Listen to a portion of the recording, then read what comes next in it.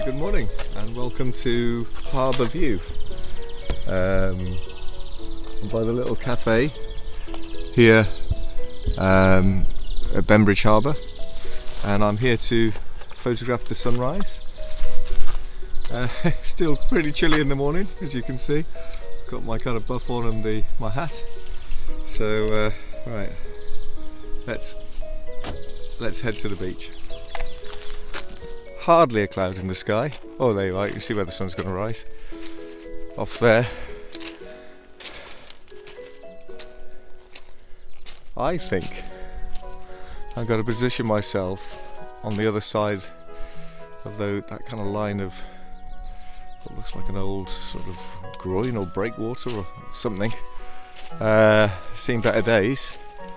Well, I guess I could go out on this kind of little spit of sand. Decisions. I haven't got long to decide because the sun is coming up fairly soon. Naturally, I've got my coffee with me. Got to get your priorities right.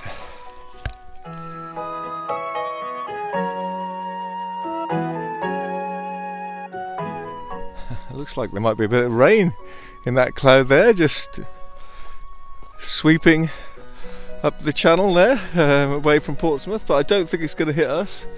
And apart from those and a few wisps of cloud on the distance, there's not a cloud in the sky. So luckily we've avoided that one. Not sure what's been going on there. Kind of like an old fence that's been eroded underneath it, or I don't know. But obviously there is signs that this area has changed somewhat over the relatively recent past. It's disused sort of groin, I guess. Not doing much good at the moment. This is the channel into Bembridge Harbour.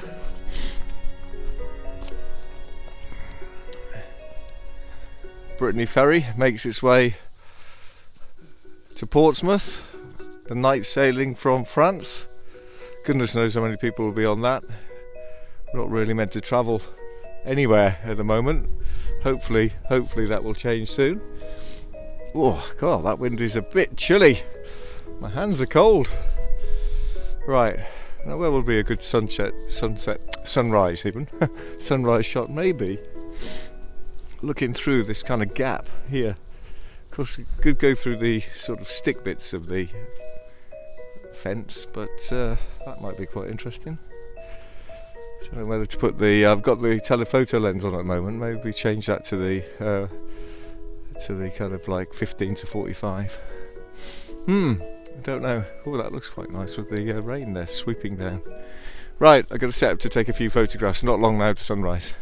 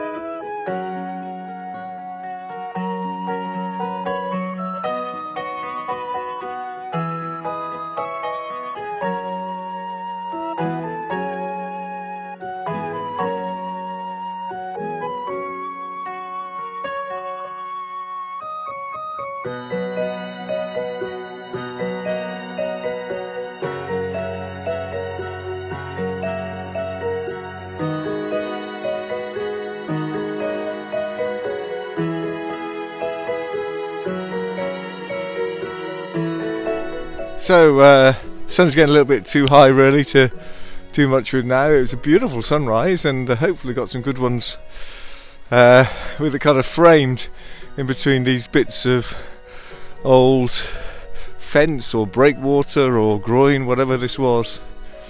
So it's beautiful. The tide is coming in, so just be a little bit wary. So I'm just going to wait around a little bit now and wait for the light to kind of like get that really nice morning glow and then I'm going to take some pictures looking towards St Helens and then into the harbour.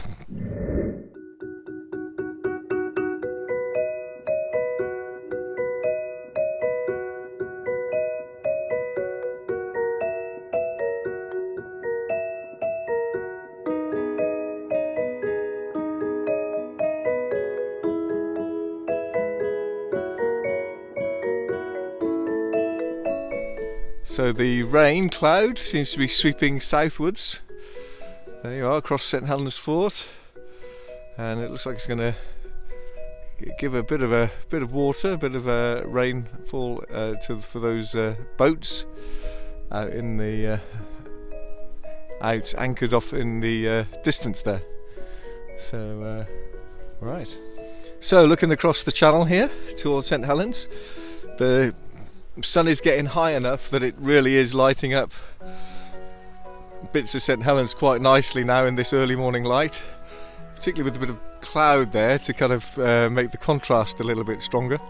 So I'm going to take some pictures looking across at the old church and the holiday Nodes Point Holiday Park and some of the beach huts there, and before making my way back. I think the sun needs to be a little bit higher before I kind of take pictures looking into the harbour from where I parked up. So let's take some pictures looking towards St Helens across the channel here on the Bembridge side.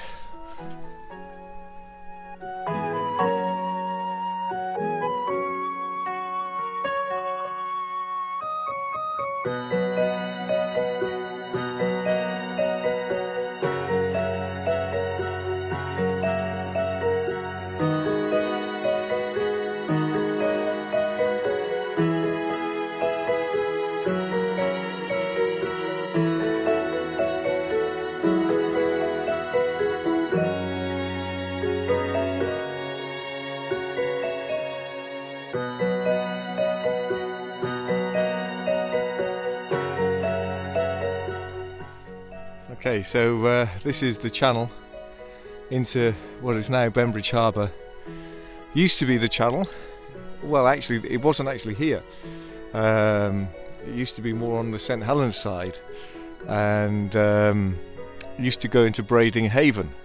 And apparently, Brading Haven, the sea water would basically go right up to Brading and Bembridge until the railways came, and the road and the railway was built on the this piece of land that my finger's pointing at, where the road runs on now.